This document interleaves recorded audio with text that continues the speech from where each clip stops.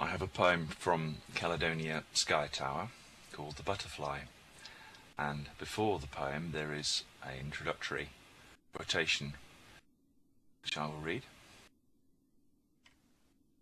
Happiness is like a butterfly which, when pursued, is always beyond our grasp, but if you will sit down quietly, may alight upon you.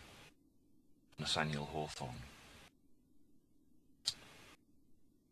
The Butterfly by Caledonia Skytower.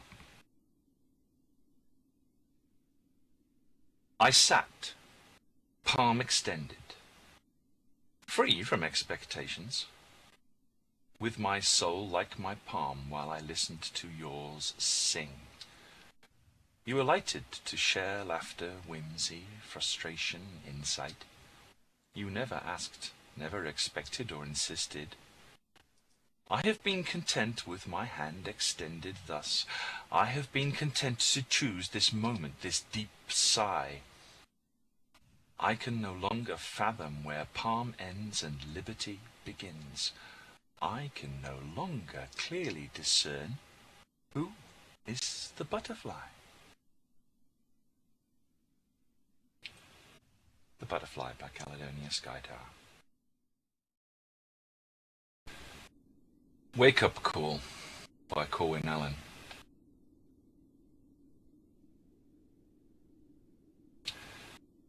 Coming slowly from that moment of dream state to the realization that I am fully awake.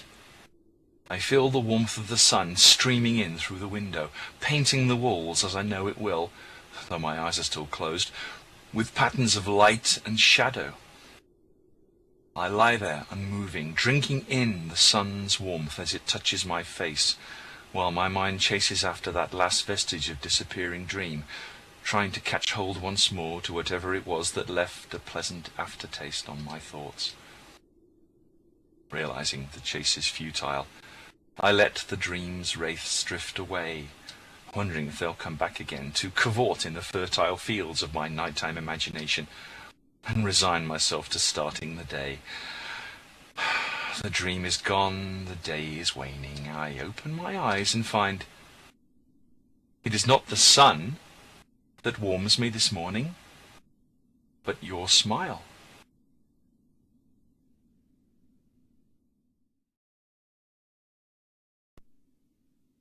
And these are 5 new quatrains by Earl Dinkin.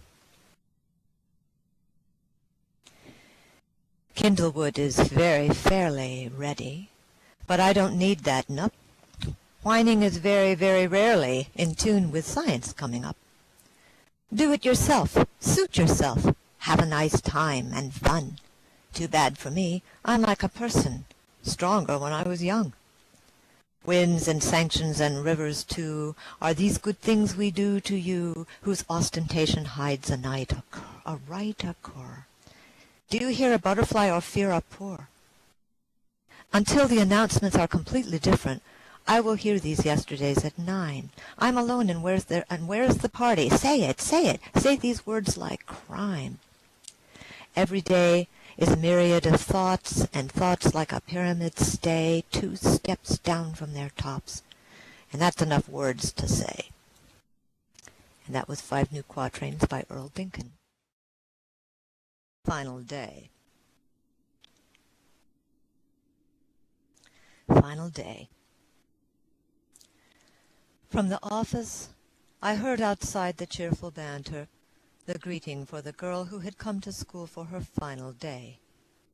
The happy sort of joking that grown-ups do in front of children, the little show put on for courage. My, what a fashionable coat you have, and so on. Her voice was tiny, lost. I didn't hear a single one of her replies. The entourage passed the office door. I saw cameras held tightly. They took her to the class. After it was over, the teacher swept past, pursued. I heard the embrace, the firm instruction away from eyes of watching children. The door to the next room closed. From the office, through the wall, I heard muffled grief, tears for the girl who had come to school for her final day. And that was Final Day by Huckleberry Hax. A short poem by Klannex Northmead. Skinky thing.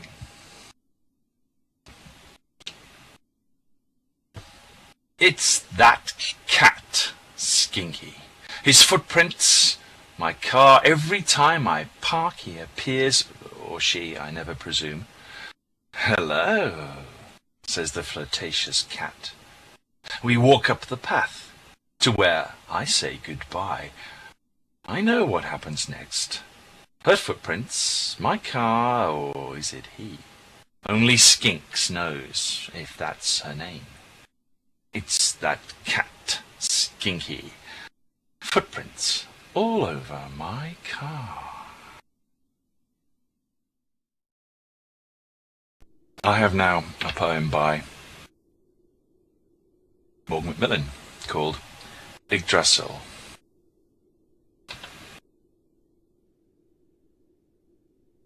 It is a myth that trees are grounded when fire and lightning leave charred trunks uprooted, life confounded. On dragon wings a dreadful thunder clunks, and bird and squirrel lose their home when fire and lightning leave charred trunks. A war divine wraps all in dumpy gloam when ancient gods and titans fiercely fight, and bird and squirrel lose their home. As all light turns to never-ending night, the beast is freed, its war cry fills the air when ancient gods and titans fiercely fight. There's nothing left than yielding to despair, the world ash falls and lies on ashy ground. The beast is freed, its war cry fills the air, the tree cries out with an infernal sound. It is a myth that trees are grounded. The world ash falls and lies on ashy ground, uprooted, life confounded. Morgue McMillan, May the 6th, 2009.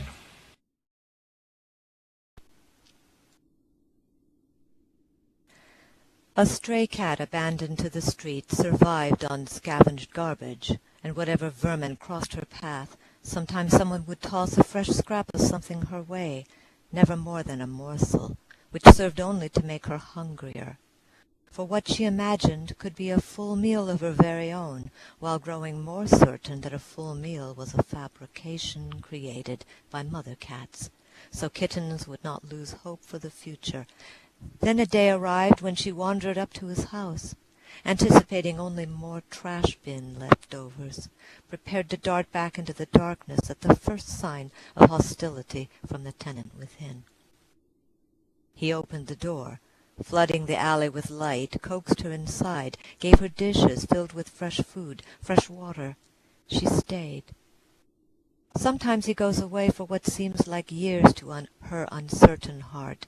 She paces, claws the loose bits of wallpaper, wondering if this time he may be gone for good, leaving her trapped within a cozy, empty prison. When he is home, but occupied, she feels a little better, naps in the sunny places on the sofa, carpets, cushions until he settles, pats his lap invitingly. She leaps, curls up on his chest, purring like a motorboat, content, at least for now. And that was Stray by Stosh Quartz.